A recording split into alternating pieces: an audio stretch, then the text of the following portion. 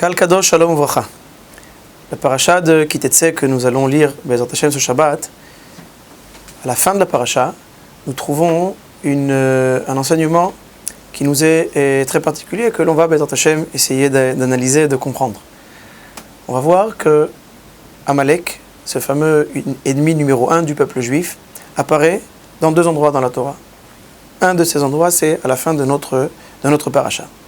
Amalek, qui est représenté ici comme ce peuple, ce personnage, qui représente lui-même un peuple, et qui vient dans des moments très précis de l'histoire du peuple juif, et qui vient contrer aussi bien notre entrée en Eretz Israël que notre avancée dans le désert, et notre lien avec Akadosh Baruch Hu.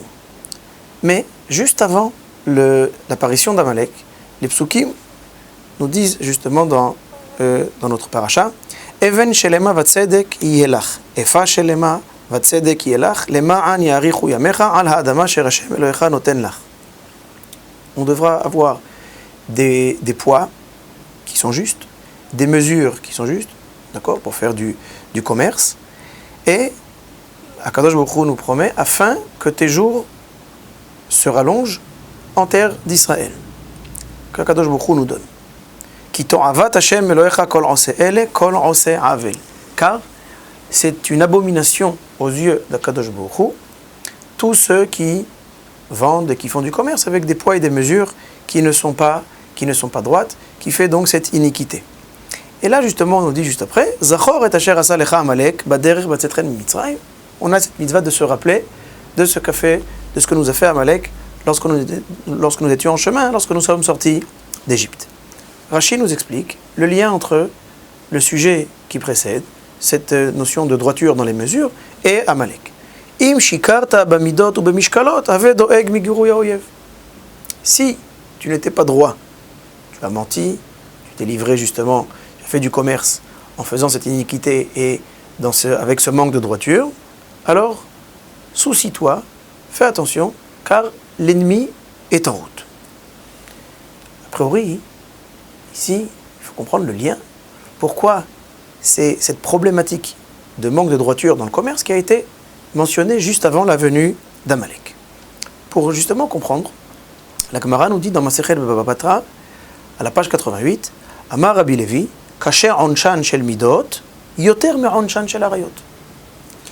La punition qu'Akadosh Baruch Hu inflige pour un problème de droiture dans le commerce, ce qu'on appelle les midot, les poids et les mesures, est plus grave que la punition qu'Akadosh Baruch Hu inflige pour les incestes et les relations interdites.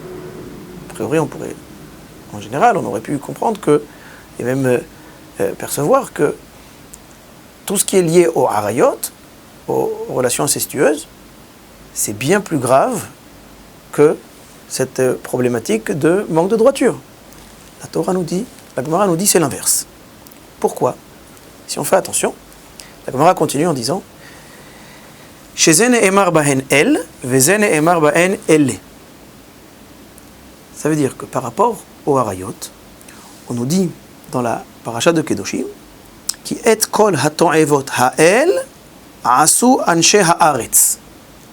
Toutes ces abominations ont été faites, quand on parle ici de l'inceste, ont été faites par les anciens occupants de la terre d'Israël. Les Kénaanim, tous les autres peuples qui nous ont précédés, c'est cette peuplade, ça donnait aux relations incestueuses. Mais comment le pasuk nous dit qui est kol ha'evot ha'el? Au principe, on aurait dû dire ha'el, ces abominations. On a dit non, ha'el. A priori, c'est le même sens, mais il nous manque une lettre, il nous manque le he. Alors que par rapport au manque de droiture dans les mesures, il est dit dans notre paracha, Kol ose ele. Tous ceux qui font ces choses-là, c'est-à-dire toute cette problématique d'iniquité et de manque de droiture avec le poids et les mesures. Mais là, on nous dit ele. Comment on doit le dire? Les Chachamim nous disent, si une fois c'est écrit elle, une fois c'est écrit ele, ça veut dire qu'il y a une différence. Quelle est la différence? C'est la suite de la Gemara. Donc quelle est la différence entre ces deux? Pourquoi on peut dire que c'est plus grave la punition pour les mesures, pour ce manque de droiture dans les mesures, que la punition pour l'inceste? La Gemara répond Dehatam efshar bitshuva, vehacha lo efshar bitshuva. Par rapport aux relations incestueuses, la teshuva est possible. Par rapport au manque de droiture, la teshuva est pratiquement, voire impossible. Chas v'shalom, quelqu'un qui n'est pas droit et qui vend des fruits et légumes avec des poids et des mesures qui sont fausses, même si un beau matin, il décide de faire teshuva, allez rendre, après 30 ans d'exercice d'une profession de ce genre, allez rendre à tous les gens ce que vous avez volé. C'est pratiquement impossible. Même avec la meilleure des volontés, on ne pourra jamais aller se rappeler et rendre exactement. On ne sait même pas exactement qu'est-ce qu'on a volé, qu'est-ce qu'on n'a pas volé. Et à qui. Et on sait très bien que tout ce qui est averot, toutes les interdictions et tous les averot, ben adam la chavero, entre un homme et son prochain, Akadosh Baruch Hu nous dit, pour avoir justement le pardon et pour se faire pardonner, il faut aller demander pardon au prochain.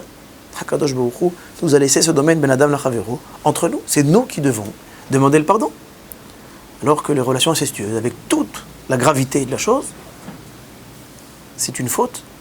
Non seulement que l'on peut faire teshuva, mais c'est ici ben adam, la makom, c'est par rapport à l'homme et à Kadosh Baruch Hu. C'est la raison pour laquelle on nous dit ici que par rapport à la teshuva, il y a une plus grande gravité pour ce manque de droiture que pour les relations incestueuses. Et pour comprendre maintenant quel est le rapport avec Amalek, le Maharal de Prague nous explique la chose suivante. Il a dit par rapport aux harayot et aux relations incestueuses, il est dit dans la Torah, et mishpatai ta'asu vet chukotai tishmeru lalechet bahem.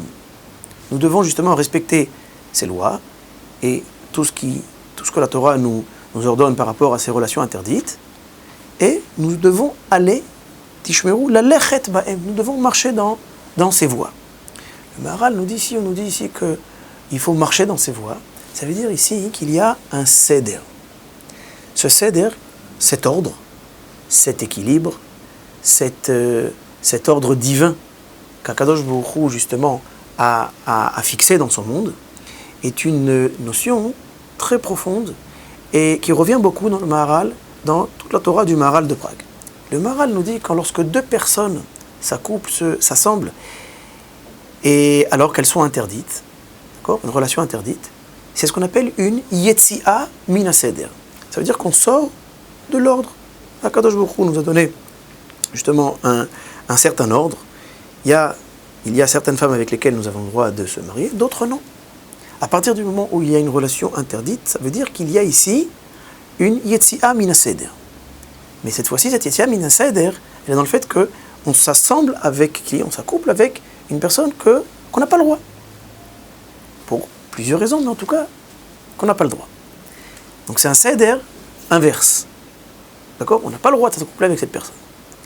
La problématique du manque de droiture dans le commerce et dans les affaires, c'est l'inverse.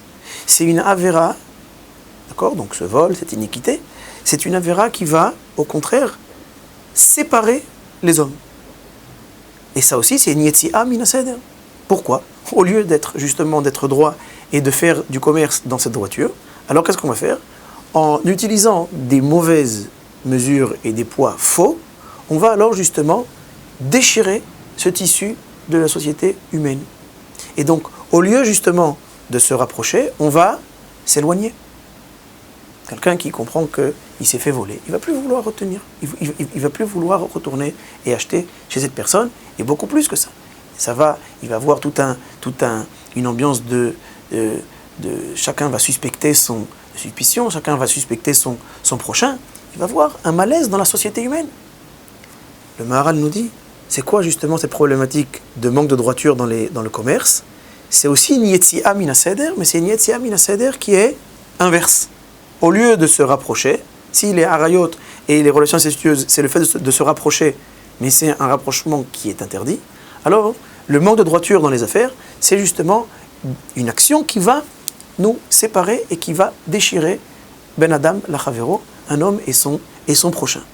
Donc on a ici le dénominateur commun entre ces deux averot, c'est justement cette problématique de yetzi'a min haseder. Ou alors, dans un sens, on ne sait pas vraiment s'assembler, ou alors, non seulement qu'on ne sait pas s'assembler, mais avec le manque de droiture, au contraire, on ne fait que se séparer. Amalek est l'ennemi du peuple juif qui a pour but non seulement la destruction du peuple juif, mais beaucoup plus que ça. Amalek est un ennemi, bien entendu matériel, mais surtout spirituel. Le Midrash nous dit que lorsque Amalek tuait malheureusement les Bnei Israël dans le désert, alors il coupait la Brit Mila, il coupait justement cette Brit Mila et il jetait le prépuce vers le haut en disant à Dieu, à Kadosh Baruch Hu, c'est ta partie, c'est ton chelek, c'est à toi. Et il jetait malheureusement, il jetait la Brit Mila vers le haut. Quelque chose de très dur. Qu'est-ce que veut faire Amalek? Amalek veut nous séparer d'Akadosh Baruch Hu.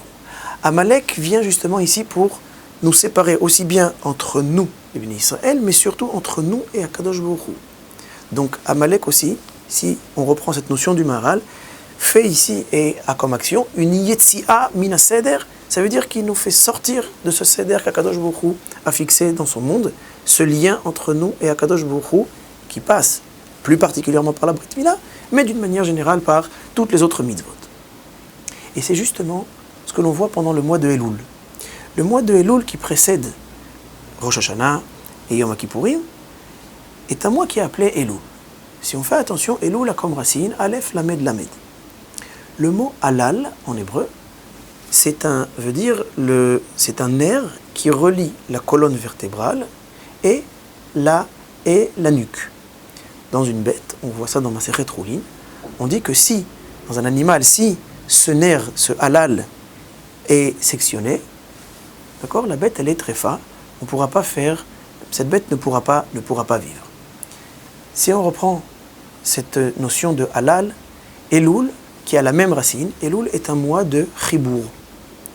Comme on a ce nerf qui relie la colonne vertébrale et le cou et la nuque de la bête, alors le mois de Elul est un mois de chibour, est un mois qui vient rallier la fin de l'année au début de l'année, qui vient rallier justement et qui vient faire une sorte de, non seulement de résumé, mais qui vient nous rallier après toutes les problématiques qui ont pu se passer pendant l'année, et toutes ces yetziot mina seder, toutes ces sorties de l'ordre divin, Akadosh Baruch Hu nous donne un mois justement pour se relier et se rallier, aussi bien Ben Adam la Makom que Ben Adam la Chavero. Comment? Plus particulièrement par ces deux mitzvot. Aussi bien par rapport à la droiture dans le commerce, aussi bien par rapport à cette relation Ben Adam la Chavero et Ben Adam la Makom, avec le commerce et avec les harayot. Et c'est la raison pour laquelle que c'est justement lorsque Akadosh Baruch Hu nous dit qu'il faut se souvenir d'Amalek, ça veut dire on doit se souvenir justement de cette force qui existe et de tous ces efforts qu'on fait et que font encore malheureusement cette notion de Amalek dans le monde pour nous détacher d'Akadosh Baruch Hu, qui se présente sous différentes forces dans la réalité, mais il y a des forces qui sont là justement pour nous séparer et pour faire en sorte que ce chibour, ce lien, soit détaché. Le mois de Elul est là justement pour se rattacher et pour arriver, Bezrat Hashem, à Rosh Hashanah et Yom Kippourim, Zakaïm, Nadine, qu'on soit, Bezrat Hashem, méritant devant Akadosh Baruch Hu, Shabbat Shalom, voir.